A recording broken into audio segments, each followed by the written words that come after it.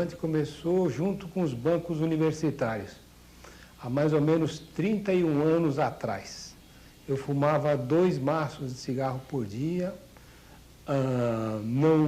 desde a hora que levantava até a hora de dormir. Os pontos negativos do fumo na minha profissão foi as mãos amareladas, o cheiro que tinha esse ambiente aqui, as paredes e os clientes que eu perdi, e não me avisaram, porque os que avisaram eu sei quantos perdi, muitos. Tossia muito, de manhã era uma tristeza, tosse prolongada e até umas 10 horas da manhã muita tosse, não tinha olfato praticamente zero, cheiro muito pouco.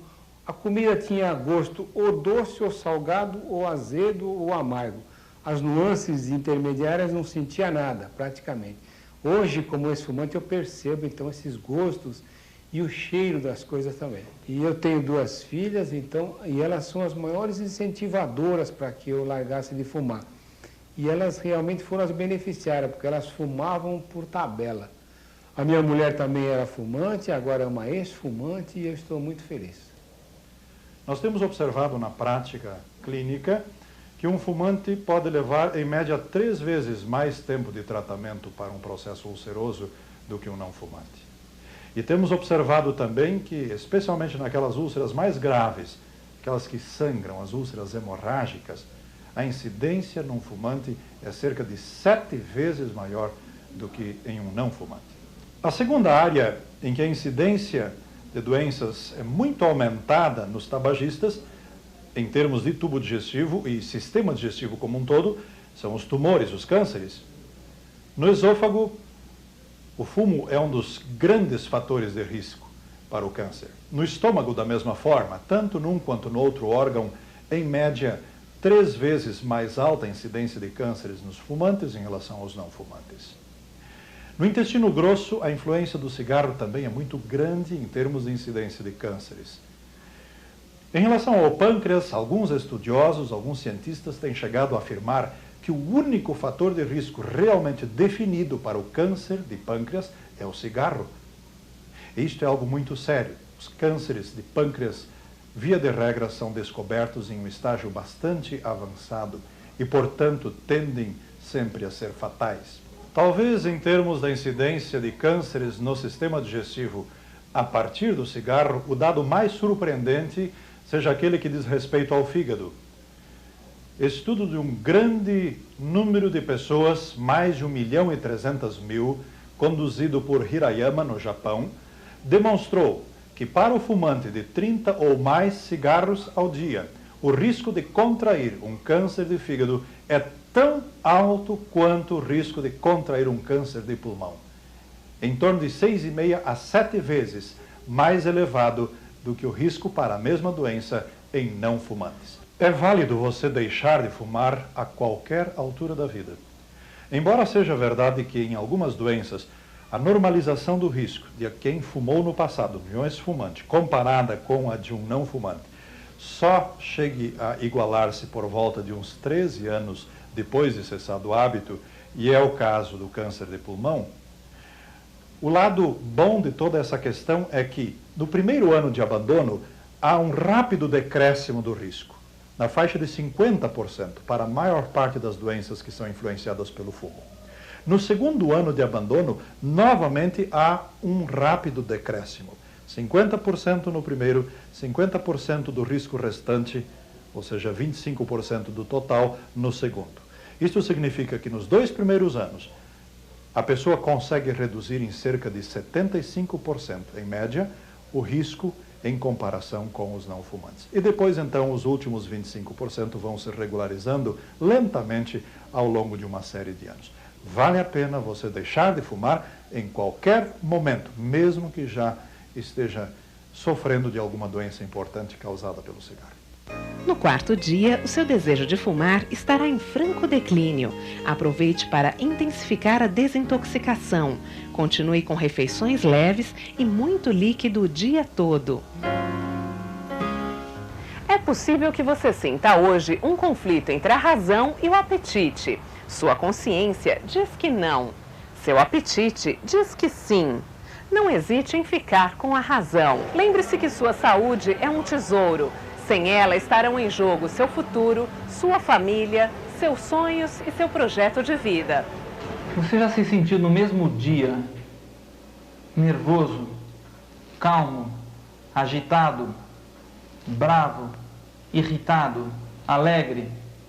Isso que acontece com a pessoa que fuma. Ela não tem aquela estabilidade emocional das pessoas que não usam nem cigarro e nem café. Ele força o cérebro dele a ir lá para cima, ele vai lá para baixo, ele entra naquela fase de abstinência. Abstinência, o indivíduo começa a se sentir mal, estranho, ele não sabe o que é. Sem pensar, ele já coloca a mão no bolso e vai puxando um outro cigarro, para sair daquela situação deprimente e voltar lá para cima. O efeito vai passando novamente, o cérebro dele vai entrando em depressão. E ele começa a se sentir mal de novo. Ele que há poucos instantes estava alegre, agora está irritado, está chateado, está triste, sentindo coisas ruins. Depois de um dia inteiro assim, estimulado, deprimido, o indivíduo chega em casa, o cérebro completamente esgotado, ele não tem nada mais para dar.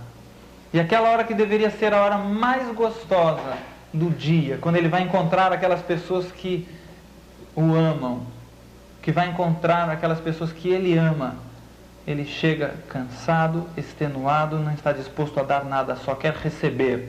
Se nós pudéssemos fazer uma estatística de quantos casais se separam por causa do cigarro, com certeza daria um resultado bastante alto, porque é impossível você estar esgotado e ter condições de dar alguma coisa. E quando vem a criança em casa, está o bebê novinho, os filhos crescendo e os pais fumando. A história do fumante passivo é muito complicada, porque aquela fumaça secundária do cigarro, ela é pior do que aquela fumaça que o indivíduo inala. E isso faz muito mal para a criança. Todos ouviram falar do fumante passivo. As crianças que convivem com fumantes em casa, elas desenvolvem muitos problemas respiratórios, problemas alérgicos, asma brônquica, rinite alérgica. A criança tem com frequência bronquites e pneumonia, vive no médico, vive tomando antibiótico. É bastante complicado o problema do fumante passivo dentro de casa. Essa criança vai ter mais dificuldades na escola. E além de todos os problemas que ela vai enfrentar, fica aquele mau exemplo, não é? Dos pais fumando, possivelmente ela também será um fumante quando crescer. Se estiver sentindo que vai fraquejar, recorra às preces, confie em Deus e peça ajuda. Você vai se surpreender com o poder da oração. Veja o que diz a Bíblia. E esta é a confiança que temos nele, que se pedirmos alguma coisa segundo a sua vontade, ele nos ouve. E se sabemos que nos ouve em tudo o que pedimos, sabemos que alcançamos as petições que lhe fizemos. Quando a gente tem um problema e procura um amigo, sabe, desses amigos que ajudam mesmo, que estão sempre presentes, que nos ouvem, parece que o problema fica menor e pode ser resolvido mais facilmente. Eu quero dizer a você que Deus é o maior amigo que você pode ter. Sentar-se ao lado dele e conversar com ele seria uma boa terapia, mais do que isso, uma grande ajuda para você confirmar o desejo, a decisão de deixar de fumar. Sabe como a gente chama isso? Prece, oração. Você pode se assentar do lado de Deus, de Jesus, do Espírito Santo, desta divindade maravilhosa, e colocar diante do nosso Senhor o seu desejo de ficar livre do hábito de fumar e ter mais saúde. Você pode praticar a oração. Mas eu não vejo a Deus, como vou falar com Ele? Ele está do seu lado, espiritualmente, Ele anda com você. Converse com Ele, dialogue, diga assim: Senhor, eu tenho tanta vontade de fumar, mas me ajude agora. Isto é uma oração. Pratique esta oração, fale com Deus. Quando uma carga é dividida com mais alguém, ela fica mais leve.